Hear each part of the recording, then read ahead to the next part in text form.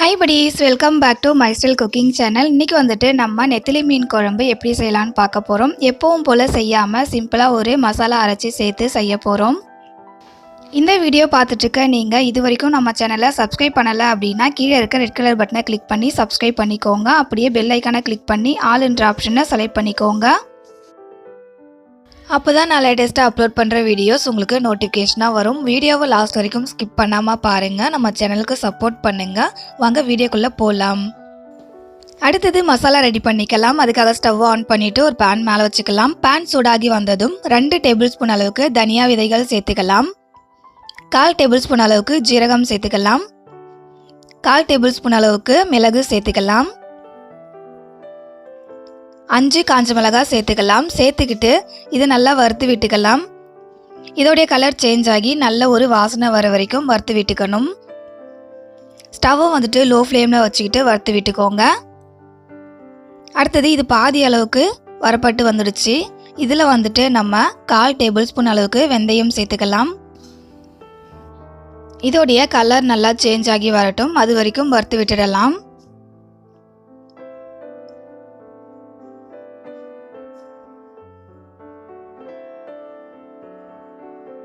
மசாலாவுடைய colour change ஆகிட்டு நல்லா வரப்பட்டு வந்ததும் ஸ்டவ்வை ஆஃப் பண்ணிவிட்டு இதை மிக்ஸி கப்புக்கு மாற்றிக்கலாம். இந்த மசாலா வந்துட்டு நல்லா ஃபைன் பவுடரை அரைச்சி எடுத்துகிட்டு வந்துடலாம். மசாலா அரைச்சி எடுத்துகிட்டு வந்தாச்சு. பார்த்திங்கன்னா இந்த அளவுக்கு நல்லா ஃபைனாக அரைச்சி எடுத்துகிட்டு வந்துடுங்க. இந்த மசாலா அப்படியே இருக்கட்டும். அடுத்தது குழம்புக்காக நான் வந்துட்டு 1/2 கிலோ நெத்திலி மீன் எடுத்திருக்கேன். 1/2 கிலோ நெத்திலி மீனுக்கு ஒரு பெரிய சைஸ் லெமன் அளவுக்கு புளி எடுத்துக்கிட்டோம் அப்படின்னா கரெக்டாக இருக்கும். அந்த புளி கூட உப்பு சேர்த்துக்கிட்டு நான் நல்லா கரைச்சி எடுத்துகிட்டு வந்திருக்கேன். இப்போது இது கூட வந்துட்டு நமக்கு குழம்புக்கு தேவையான அளவுக்கு மிளகாத்தூள் சேர்த்துக்கலாம். நான் வந்துட்டு 4 டேபிள் ஸ்பூன் அளவுக்கு குழம்பு மிளகாத்தூள் இது கூட சேர்த்துருக்கேன். மிளகாத்தூள் சேர்த்ததுக்கு அப்புறமா இந்த புளி தண்ணியில் வந்துட்டு மிளகாத்தூளை நல்லா கரைச்சி விட்டுடலாம். நீங்கள் மீனோட அளவு வந்துட்டு அதிகமாக எடுத்துருக்கீங்க அப்படின்னா நான் சொன்ன அளவுகளை வந்துட்டு அதிகப்படுத்தி செய்யுங்க, கரெக்டாக இருக்கும்.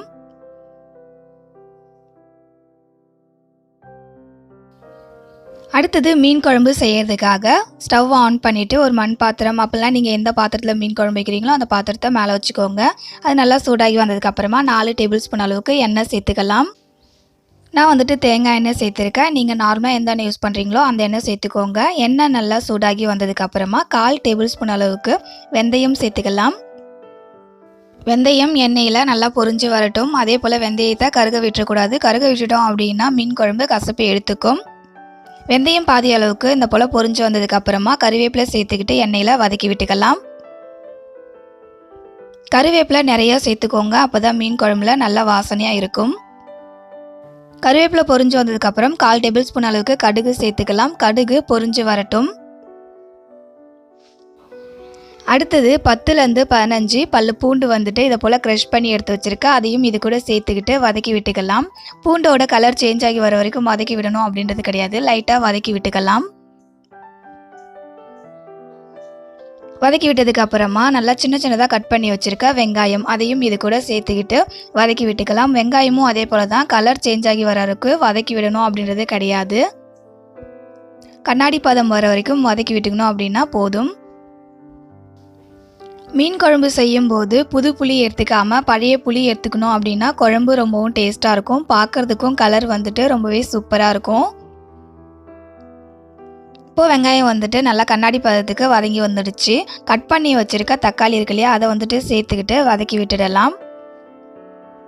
மீன் குழம்புக்கு எப்போவுமே தக்காளியோட புளிப்பு குழம்புல இருக்கக்கூடாது. நம்ம எடுத்துக்கிற புளியோட புளிப்பு தான் இருக்கணும். அதனால் தக்காளியோட அளவை கம்மியாக சேர்த்துக்கோங்க.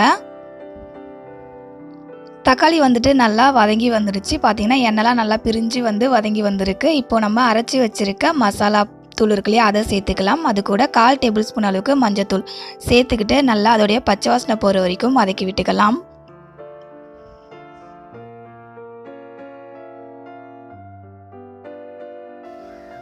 இப்போது மசாலாவுடைய பச்சை வாசனைலாம் போயிட்டு நல்லா வதங்கி வந்துடுச்சு.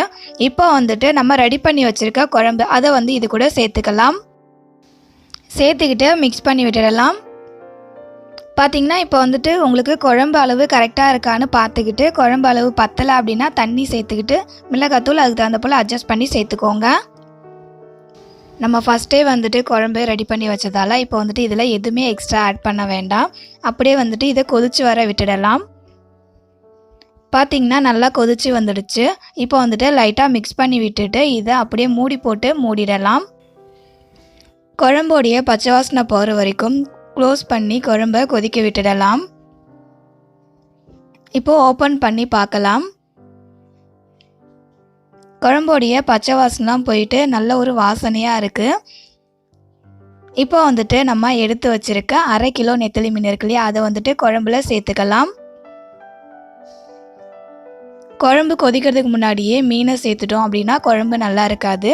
குழம்பு கொதிச்சிருச்சான்னு நல்லா பார்த்துட்டு அதுக்கப்புறம் மீன் சேர்த்துக்கோங்க.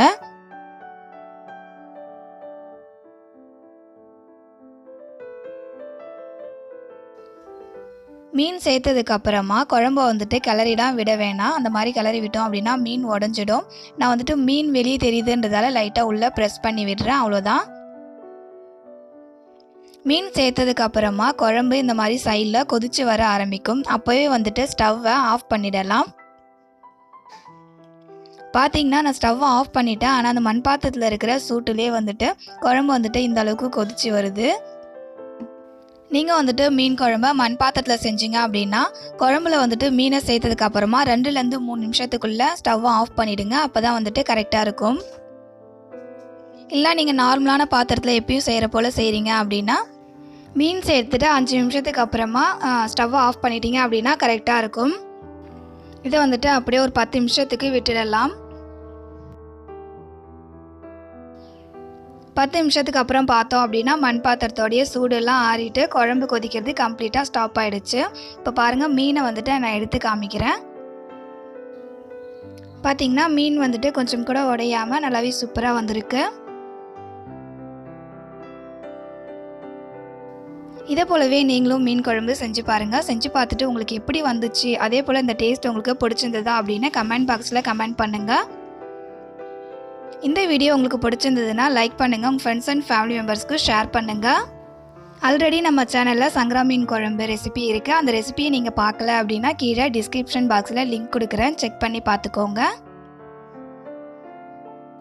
இதே போல் நிறைய ரெசிபிஸ் நம்ம சேனலில் வந்துகிட்டே இருக்குது. அந்த ரெசிபிஸை நீங்கள் பார்க்கணும் அப்படின்னா நம்ம சேனலை சப்ஸ்கிரைப் பண்ணிக்கோங்க. இதே போல் ஒரு சூப்பரான ரெசிபியோட நெக்ஸ்ட் வீடியோவில் மீட் பண்ணலாம். படிஸ், தேங்க்யூ ஃபார் யுவர் வாட்சிங்.